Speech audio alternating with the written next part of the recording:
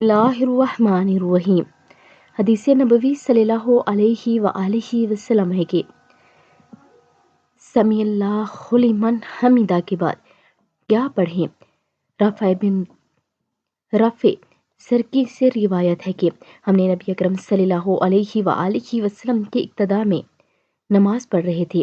جب آپ صلی اللہ علیہ وآلہ وسلم رکوع سے سر اٹھاتے تو سمیع اللہ لمن حمدہ کہتے۔ ایک شخص نے پیچھے سے کہا، ربنا ولک الحمد حمدن کثیرن طیبن مبارکن فیہ، کیا اے ہمارے رب، اور تیرے ہی لیے حمد و ثنا ہے، بہت زیادہ پاک اور مبارک۔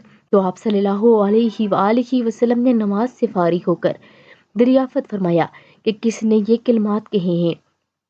اس شخص نے جواب دیا کہ میں نے۔